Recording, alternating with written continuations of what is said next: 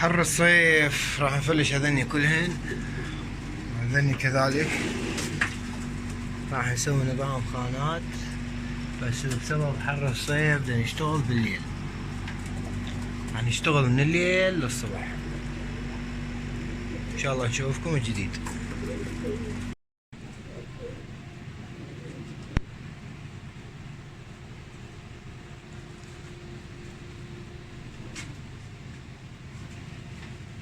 شلون الشباب؟ شنو الاخبار؟ مشتاقين؟ طبعا هذا الفيديو اللي وعدتكم به. قبل كل شيء اريد دعم لهذا الفيديو يعني من شبابنا الطيبة، يعني اعجاب، تعليق، ذكر الله. للي ما مشترك بالقناة يشترك. هسه بصورة عامة راح نشرح لكم شنو اللي سويناه. مثل ما تدرون انا كانت نظام الدايات مالتي نظام جماعي، والنظام الطيور الزينة نظام خانات. هسه حتى نظام الدايات سويته خانات، لكن من سويته خانات سويته على حساب يعني مراقبة. صار لي تقريبا فد شهرين ونص اني اراقب الجناية الخلايجة والجناية الاجانب، وشفت شنو اللي مختاريه والقياسات الصحيحة اللي مختاريها. كانوا مختارين هم 90 سنتيم مربع، أنا بسبب مسافتي فسويت 80 سنتيم مربع. طبعا مثل ما تشوفون الخانة كلش كبيرة، هاي تكون هسه تبين الخانة 80 سنتيم مربع. شوف الطير شلون ماخذ راحته، هاي تكون تبين. الخانة عرض 80 نزال 80 ارتفاع 50 سنتيم. هذا شنو السبب من هذا القياس؟ السبب من هذا القياس تشوفون هاي حضانة بيضة النتية، من بيضة النتية حمام فرخاتها صارن طوبة الكبرهن راح تطلب تزاوج. من تطلب تزاوج وين تبيض؟ راح تبيض ويا الافراخ. زين انت افراخك ومعتز بيهن، وقت الداية كذلك مهم عندك. فايش راح تسوي؟ هاي الاسبوعين اللي صار بيض فرخاتهن طوبة هي طلبت تزاوج، تخلي بياضة بذاك الزاوية بذيك الركن. مثلا انت حاط البياضة بهاي الركن، تخلي البياضة الثانية بالركن المقابل. راح يبقى الفرخات هنا والاب هنا، وراح تبقى الطيرة هناك تنام على البيضات مالاتها تجدد. فانت استفادت استفادتين. الاستفادة الاولى انه سرعت عملية الانتاج، لانه دائما المربي يحتاج وقت في سبيل يطور الحمام مالته. يعني مثلا هذا اللي يقول لك انا ب5 سنين طورت، والثاني يقول لك انا بسنتين طورت. شنو الغايه؟ الغايه انه اكو في الذكاء باليه العمل، يعني آلية العمل بده يشتغلها بصورة صحيحة، فخلى هذا الاختصار بالوقت. انت هنا اختصرت اسبوعين، يعني البياضة من البياضة لحد ما ينفطم الفرخ شهرين، انت خليتها 45 يوم بالمجمل.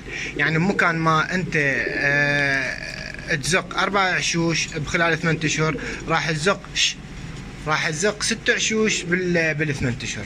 فهذا يعني اختصار للوقت اولا، وثانيا تخلي الخانه مالتك تستفاد من الخانه مالتك استفاده كامله، تستفاد من الدايه استفاده كامله، تستفاد من الفرخات استفاده كامله. طبعا انا شارح نظام الدايات شرح كامل وافي موجود بالقناه، وطبعا هذا الشرح ما جبته من جيبي، جبته من خلال دراسه الاليه الحمامه، شو وقت تلبن، شو وقت يبدي اللبن ينزل بحوصلتها، شو وقت تتقبل الفرخ، شو وقت تتقبل الملبن او تتقبل المسنبل او المبسمر. احنا نصيح له كيفكم، شو صحوا له صحوا له. فهذا النظام اني شارحه بالكامل ومطبق على مدار 2 ونص سنين، ناجح نجاح بامتياز. يلا نطيته، ونطيت وياه ضمان 100%، وما اتصور اكو احد راح يجي وينطيكم ضمان 100% بالانتاج. اني انطي ضمان 100% اذا انت طبقت اللي اني اقول لك عليه بالمضبوط. هاي طبعا الخانه مالتي حلوه، هاي كنت انا تاركها، هاي البوابتين اثنيناتن ينفتحن، يمكن بعض الشباب عندهم من عندها. كنت تاركها من سويت هاي الخانات، ضفت هاي الثلاثة، هاي جرار مال تنظيف، ضفتها الهن ويا ذن الخانات. المأكلية شوف بصورة عامة حتى اشرح لك اياها على السريع. هذا نظام المأكلية خارجية. ايش قد طالعة؟ طالعة تقريبا 8 سنتيمات. سويت طلعة هذه 10 سنتيمات. حتى خاف انت تريد تعزل مثلا نثاية، تريد تعزل فحلة، لا تخاف. من يجي الطير يوقف هنا تكرمون ويوسخ، ما راح ينزل عليها. وين راح ينزل بالقاع. بينما اذا هاي الطلعه ما موجوده راح تنزل على هاي وتوسخها، وبالتالي تروح هذا يعني تقوم ما تعرف انه اكو اكل لو ماكو اكل. هذه يعني طبعا هي شغلات بسيطه لكن واحد لازم ينتبه عليها. هاي تشوفون كذلك هاي طلعه. ليش؟ لانه الطير يقدر يوقف هنا. هاي ما الها طلعه. ليش؟ لان هي ما بيها وقفه فما الها طلعه. طبعا هذا اشتغلته حديد وكوبون، حديد وكوبون نهائي، ابتعدت بعد تام عن الخشب. ليش؟ لانه الخشب اولا ما تقدر تنظف، ما تقدر تغسله، راح تقب عندك الريحه، ومن قبت الريحه قبت الكوكسيديا وقبت الامراض وياك والطحيانيت يا ستار يا حافظ. فاني ابتعدت بعد كامل، فلشت هذا الخشب اللي كان عندي كله، مع علمه كان ناجح، بس اني بي طبع انه اغسل بالفاره. يعني السائل المحميه كلها غسلتها بالفاره. انت لو عندك خشب ما تقدر تغسل بالفاره. طبعا هاي المرادي او الوقافات هذني راح الغيهن، راح اسوي لكم النظام الخليجي للحجال والشروال. هم طبعا همينه ماخذيها من اوروبا، احنا بصوره عامه نستفاد من عندها كذلك. طبعا الناجح هو اللي يقلد الناجح. اذا انت تريد تنجح فانت ماشي الناجح حتى تنجح، وبدورنا احنا نشوف الناجح ناخذ من عنده الافكار الناجحه من عنده ونطبقها. شنو هي النظام؟ طبعا هم راح انزل لكم اياها. النظام اللي تشوفون هذا الكوبون راح تصير عباره عن دائره قطرها 22 سنتيم، ومن جوا قاعده وتشدها، وبدورها الطير من يوقف عليها ما راح يكسر الحجال والشروال. يعني مثلا ما تشوفون طيور كلش قويه تعرفوها، لكن كلها مكسره. ليش؟ بسبب هاي يعني هاي رجلينات خارقه والله، بس كلها مكسره. ليش؟ من وراء هاي الوقافات. هاي الوقافات طبعا غلط 100%. فانا دا احاول قدر المستطاع الغيهن البني، الغيهن واسوي هذه الوقافه الخليجيه. طبعا الوقت ما اسعفني، فردت انزل لكم هذا الفيديو تشوفوه، وبعدين انزل لكم الفيديو الثاني. يعني العافيه بالدرجات. خلينا نقول نظام الخانات مالتي كلش حلو، يعني صار هسه يعني كلش انا مرتاح عليه، وان شاء الله متفائل بيه خير، ومتفائل بيه نجاح وسرعه بالانتاج، وما راح اخسر فرخات. انا سويت هذا الخانات لسبب انه بالانتاج الجماعي كنت اخسر فرخات كلش هواي حرامات.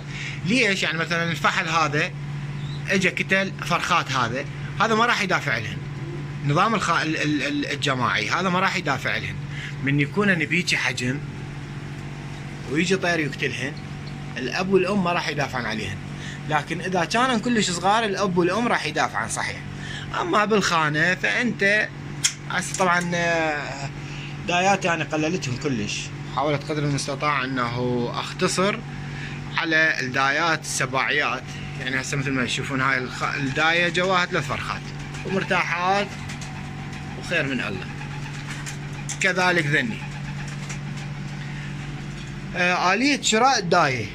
طبعا الأرفلي والتار هاي منتهي من عندها، والزاجل كذلك منتهي من عنده، فالدايات درجة أولى. الأرفلي من تريد تاخذه، يعني هسه مثلا هذا أرفلي، الأرفلي من تريد تاخذه لازم تاخذه واحد تشوف هذا حجمه يعني الأرفلي بصورة عامة حجمه صغير. لكن احنا هاي بصراوية انا اللي انا مجربها يعني كلش سباعية، فبقيتها. ما اعرف ليش التليفون بدي يوضح. المهم تليفون الأرفلي بصورة عامة تاخذ حجمه كبير. من نشوف فيك أرفلي حجمه عملاق، هذا دلالة على أنه أمهاته حنينة، فلذلك زقنا زق صحيح فأخذ الحجم الحقيقي. هاي مثل تشوفون هاي بصراوية بصفة، وبصراوية حجمها كبير. يعني مثلا شوفوا هسه ذني، تشوفون أحجامهن دائما الداية اختارها حجمها كبير. طبعا مو دائما الكبر مو فد معيار، لكن خلينا نقول تكهنات انه الداية اللي حجمها كبير ها راح اشوفها ناجحة 100%. هسه شرحت لكم هذه.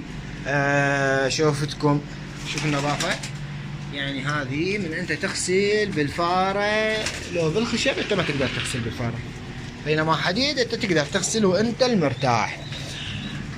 طبعا نظام الدايات اني انصح اللي ما شايفه يروح يشوفه. هاي اول شغله، نظام الدايات والتحضين اللي ما شايفه خليه يرجع يشوفه، شارحه بورقه وقلم، فشي كلش يعني تعبان على الشرح مالته وموصل الفكره لابعد حد، حتى اللي ما توصل للفكره موصل لي هي. ودا تشوفون انه انا دا اجاوب على اسئلتكم كامله. اذا عندكم مواضيع تريدون تعرفون عليهن اكتبوا لي بالتعليقات، وانا بدوري همين كذلك راح احكي لكم عليهن. اللي ما اعرفها راح اقول لكم عليها ما اعرفها، يعني مو غلط انه الواحد ما يعرف، يعني خو ما الواحد يعرف كل شيء، واللي اعرفها راح اجاوبكم عليها واسوي لكم فيديوهات. انتم تشوفون بعد العمل جاري، يعني اغراضي بعدها موجوده.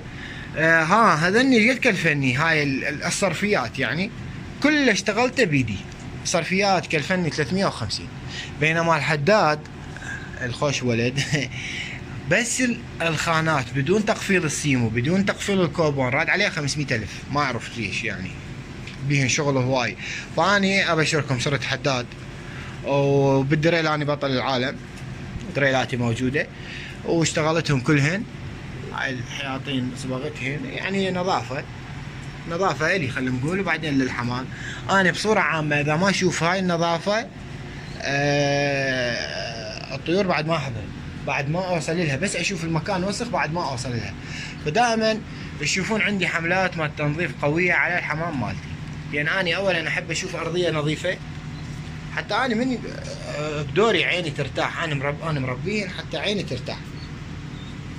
فانا اوصيكم بالنظافه، نظافه كلش حلوه، كنت اخاف من عندها. طبعا بعض الشباب قالوا لي انت ليش هيك ما عندك تنظيف على الخشب؟